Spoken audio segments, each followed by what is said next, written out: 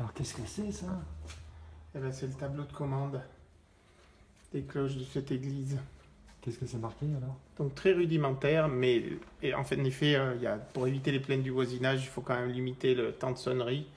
Donc ça, c'est une consigne qu'ils ont affichée ici, comme quoi il ne faut pas dépasser 3 minutes de sonnerie, parce que le clocher est très bas et les immeubles d'habitation sont au droit du clocher, juste en face.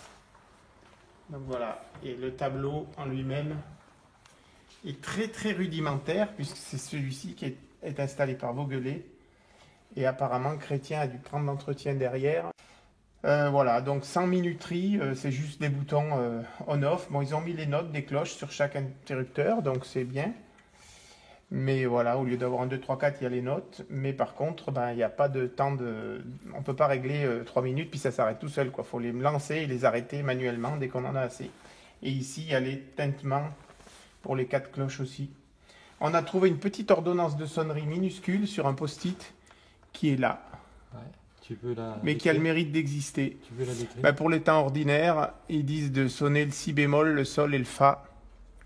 Pour les enterrements, évidemment, il y a un glas qui ressemble apparemment à un glas romain. Donc, quand on le lance, ben, il ne faut pas que les autres cloches, celles qui ont les tintements, bougent en même temps, bien sûr.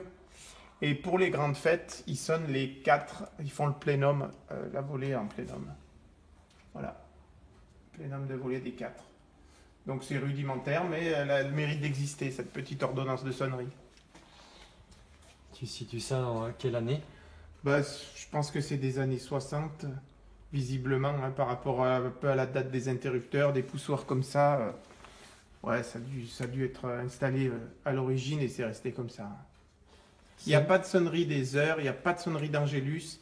Il ne sonne que pour les cérémonies. Voilà, il n'y a pas de sonnerie automatique. C'est la première fois qu'on voit ça. Oui, un tableau rudimentaire. Alors il y a les ampèremètres qu'on voit bouger. Tout à l'heure, quand on a lancé la sonnerie, on a vu donc les moteurs.